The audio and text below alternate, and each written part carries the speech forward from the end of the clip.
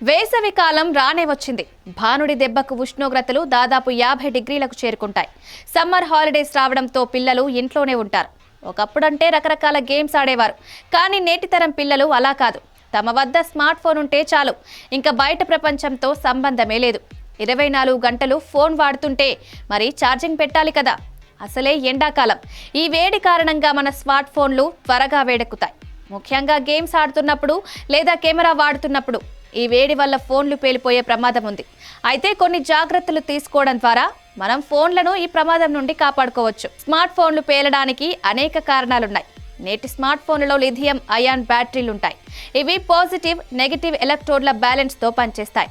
ఫోన్లో ఏదైనా సమస్య తలెత్తినప్పుడు బ్యాటరీ లోపటి భాగాలు దెబ్బతిని కెమికల్ రియాక్షన్ జరిగి ఫోన్ పేలే ప్రమాదం ఉంది.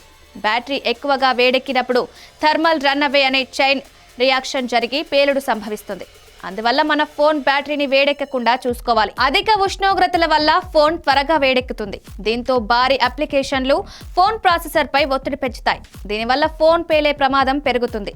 అధిక ఉష్ణోగ్రతల్లో ఫోన్ ని వాడకుండా ఉండడం మంచిది. ఎండకు డైరెక్ట్ కాంటాక్ట్ అవ్వకుండా చూసుకోవాలి. ఫోన్ ఛార్జింగ్ లో ఉన్నప్పుడు వాడకూడదు. రాత్రంతా ఛార్జింగ్ పెట్టడం కూడా చాలా ప్రమాదం.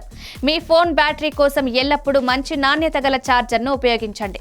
నాణ్యత లేని అడాప్టర్ల కారణంగా ఫోన్ పాడవడంతో పాటు ఓవర్ హీట్ అయి పేలిపోయే ప్రమాదం కూడా ఉంది. మీరు ఫోన్ను ఎంత తరచుగా ఛార్జ్ చేయాలి?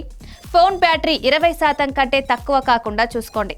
20% కంటే తక్కువ ఛార్జింగ్ ఉన్నప్పుడు ఫోన్ను ఉపయోగిస్తే అది దాని బ్యాటరీపై చాలా ఒత్తిడిని కలిగిస్తుంది. 20% కంటే తక్కువ ఛార్జ్ అయినప్పుడు వెంటనే ఛార్జింగ్ చేయాలి. ఫోన్ బ్యాటరీ 100% నిండిన తర్వాత కాకుండా 80 నుంచి 90% మధ్య ఉన్నప్పుడు ఛార్జింగ్ ఆపాలి.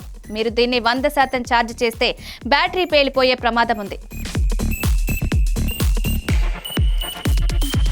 మరిన్ని వీడియోస్ కోసం సబ్స్క్రైబ్ చేసుకొని కిందున్న బెల్ ఐకాన్ని నొక్కండి. Thank you.